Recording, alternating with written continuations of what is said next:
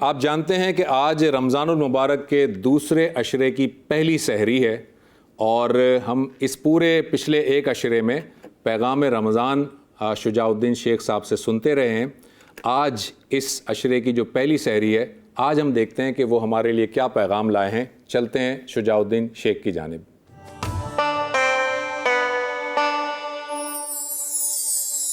الحمدللہ رب العالمین والصلاة والسلام علی سید الانبیاء والمرسلین، اما بعد، اعوذ باللہ من الشیطان الرجیم، بسم اللہ الرحمن الرحیم۔ یا ایہا الذین آمنوا استعینوا بالصبر والصلاة ان اللہ مع الصابرین، صدق اللہ العظیم۔ اللہم صلی وسلم علی نبینا محمد، رب اشرح لی صدری ویسر لی امری واحلل عقدۃ من لسانی یفقہوا قولی واجعل لی وزیرا من اہلی، آمین یا رب العالمین۔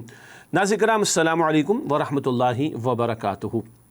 قرآن حکیم میں جا بجا صبر کی تلقین کی گئی ہے، صبر کے اجر کو بیان کیا گیا ہے، صبر کے تقاضے ہمارے سامنے رکھے گئے ہیں، اور رمضان کے مہینے کو بھی رسول اکرم صلی اللہ علیہ وسلم نے ارشاد فرمایا، وَهُوَ شَهْرُ الصَّبْرِ، وہ صبر کا مہینہ ہے، رمضان کا مہینہ، وَالصَّبْرُ ثَوَابُهُ الْجَنَّةُ، اور صبر کا بدلہ تو جنت ہے۔ اس قدر بڑی صفت ہے اور کوالٹی ہے جو بندہ مومن میں مطلوب ہے کہ جا بجا قرآن پاک میں اس کا ذکر بھی، اور ماہ رمضان کو تو صبر کا مہینہ کہا گیا۔ بالکل صبر کا مفہوم ہے اپنے آپ کو روکنا۔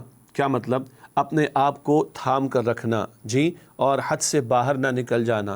اسی طرح صبر کا مفہوم ہے ناخوشگوار صورتحال کو جھیلنا اور اسے برداشت کرنا۔ اسی طرح صبر کا مفہوم یہ ہے کہ جو چیلنجز آ جائیں ان کے مقابلے میں استقامت کے ساتھ کھڑے رہنا اور اپنے موقف پر قائم رہنا۔ یہ بہت سارے مفاہیم صبر کے ہیں۔ ہمارے ایک تصور ہے کہ بھائی پیر میں کانٹا چبھ جائے تو صبر کرنا چاہیے، بالکل کرنا چاہیے۔ حدیث مبارک میں اس پر بھی اجر بتایا گیا۔ کسی کا انتقال ہو جائے تو ذرا بھاری موقع آتا ہے، صبر اس موقع پر بھی درکار ہے۔ کاروبار میں لاس ہو گیا، نقصان ہو گیا، ایگزام سے مارکس اچھے نہیں آئے، ہماری مرضی کے مطابق فلاں کام نہ ہو سکا، تو کڑوی بات ہے نا، ناخوشگوار صورتحال ہے۔ اس سب کو برداشت کرنا بھی صبر ہے۔ البتہ صبر کا ایک بڑا جامع تصور اور صبر کا ایک بڑا وسیع تصور اور صبر کا ایک انقلابی تصور قرآن کریم ہمارے سامنے رکھتا ہے۔ چنانچہ سورۃ البقرہ کی آیت نمبر 153 153 کی تلاوت کی گئی مشہور مقام قرآن حکیم کا ایمان والوں سے مخاطبت ہو رہی ہے۔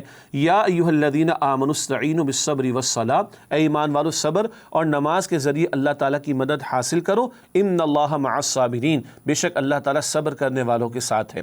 یہیں پر البقرہ کی آیت 153 میں جو صبر سے مدد حاصل کرنے کا کہا جا رہا ہے اور بتایا جا رہا ہے کہ اللہ کی مدد صبر کرنے والوں کے ساتھ ہے، ایک آیت چھوڑ کر آگے البقرہ ہی میں آیت نمبر 155 میں یہ بھی بتایا گیا کہ وَلَنَبْلُوَنَّكُمْ بِشَيْءٍ مِّنَ الْخَوْفِ وَالْجُوعِ وَنَقْصٍ مِّنَ الْأَمْوَالِ وَالْأَنفُسِ وَالثَّمَرَاتِ، ہم ضرور تمہاری آزمائش کریں گے کسی قدر خوف کے ذریعے اور بھوک کے ذریعے سے اور جان اور مال اور ثمرات یا پیداوار کے نقصان کے ذریعے سے۔ تو خوف اور بھوک اور جان مال پیداوار اور پروڈکشن یا محنتوں کا نتیجہ سامنے نہ آئے، ان سارے نقصانات کے ذریعے تمہارے امتحان ہم لیں گے۔ لیکن آگے فرمایا کہ وَبَشِّرِ الصَّابِرِينَ، اور اے نبی صلی اللہ علیہ وسلم صبر کرنے والوں کو بشارت دے دیجئے، الَّذِينَ إِذَا أَصَابَتْهُمْ مُصِیبَۃٌ، جب ان پر کوئی مصیبت آتی ہے، قَالُوا إِنَّا لِلَّهِ وَإِنَّا إِلَيْهِ رَاجِعُونَ، وہ کہتے ہیں کہ بے شک ہم اللہ کے ہیں اور ہمیں لوٹ کر اللہ کی طرف جانا ہے۔ کوئی ناخوشگوار صورتحال آ گئی، کوئی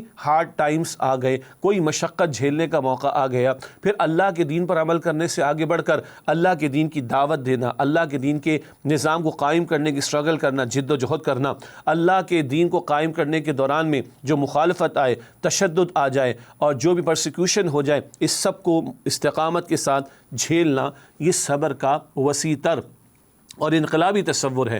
اور اس اعتبار سے ایک مومن کی زندگی کیا ہے؟ وہ صبر سے بھری ہوتی ہے۔ علماء نے لکھا ہے، ایک ہے صبر علی الطاعہ، اللہ تعالیٰ کی اطاعت کرنی ہے، روزہ رکھنا ہے، مشقت تو ہے، نماز فجر کے لیے اٹھنا ہے، مشقت تو ہے، حرام سے اپنے آپ کو روکنا ہے، مشقت تو ہے، اٹریکشن ہے حرام کے اندر، تو اللہ کی اطاعت کرنے میں جو مشقت آئے اس کو جھیلنا، یہ بھی صبر ہے۔ ایک ہے صبر علی المعصیہ، گناہوں سے بچنے کے لیے صبر، گناہوں میں اٹریکشن ہے، زنا کی دعوت ہے، حرام کی دعوت ہے اور گناہوں کی دعوت ہے، اٹریکشن ہے لیکن اللہ نے حرام سے منع کیا، بندہ روکتا ہے اپنے آپ کو، یہ ہے صبر علی المعصیہ، دنیا یہ جو کھینچتا ہے گناہ کی اٹریکشن کا معاملہ، اس سے اپنے آپ کو روکنا، یہ بھی صبر ہے۔ ایک ہے صبر عن دنیا، اللہ اکبر، دنیا سے اپنے آپ کو روکنا. دنیا میں اگر ڈوب گئے تو آخرت برباد ہو جائے گی. دنیا مقصد ہے، مقصد ہے کیا؟ مقصد ہے؟ قطعاً مقصد نہیں ہے. ہم تو مانے بیٹھے کہ دنیا عارضی ہے. لوگ کہتے ہیں کہ دنیا مقصود ہے، کھا لے پی لے موج اڑا لے. نہ، دنیا ضرورت ہے، مقصود تو آخرت ہے، اللہ کی رضا ہے. تو دنیا کے چنگل سے اپنے آپ کو آزاد کرانا کہ دنیا میں اگر ڈوب گئے تو آخرت برباد ہو جائے گی، یہ دنیا سے اپنے آپ کو روکنا، یہ بھی صبر ہے. ایک صبر آتا ہے حق کی دعوت دینے کے دوران میں. سورہ عصر میں ہم پڑھتے ہیں وَتَوَاصَوْا بِالْحَقِّ وَتَوَاصَوْا بِالصَّبْرِ، اور جنہوں نے مل جل کر ایک دوسرے کو حق کی وصیت کی اور جنہوں نے مل جل کر ایک دوسرے کو صبر کی وصیت کی. حق بیان ہوگا، خیر کی بات پیش کی جائے گی تو انبیاء اور رسول پر بھی مشقتیں آئیں، مخالفتیں ان کی سامنے آئیں اور ان کے سامنے مخالفت کرنے والے کھڑے ہو گئے، حتیٰ کہ پرسیکیوشن کرنے والے، تشدد کرنے والے کھڑے ہو گئے. اور سب سے بڑھ کر امام الانبیاء صلی اللہ علیہ وسلم فرماتے جتنا مجھے اللہ کی راہ میں ستایا گیا اتنا کسی کو نہیں ستایا گیا. تو پیر میں کانٹا چبھ جائے، بیماری آ جائے، کسی کا انتقال ہو جائے، کاروبار میں لاس ہو جائے، مارکس اچھے نہ آئے، ادھر بھی صبر تو ہے. لیکن صبر عبادت کرنے میں، صبر گناہوں سے اپنے آپ کو روکنے میں، صبر دنیا سے اپنے آپ کو بچانے میں، صبر اللہ کی محنت، اللہ کے دین کے لیے جو محنت ہے، اللہ کی محنت سے مراد اللہ کے دین کی محنت ہے، اللہ کے لیے محنت ہے، اللہ کے لیے جد و جہد ہے، اس کے دین کی سربلندی کی. اس راہ میں جو مشقتیں جھیلنا پڑیں، ان ساری مشقتوں کو جھیلنا، یہ صبر کا وسیع تر تصور ہے.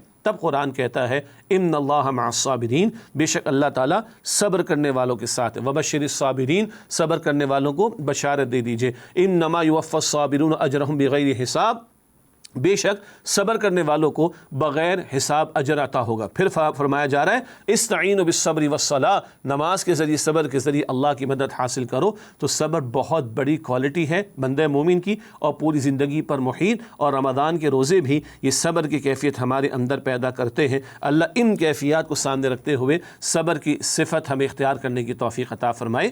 آمین یا رب العالمین. وآخر دعوانا ان الحمد للہ رب العالمین. والسلام علیکم ورحمۃ اللہ وبرکاتہ.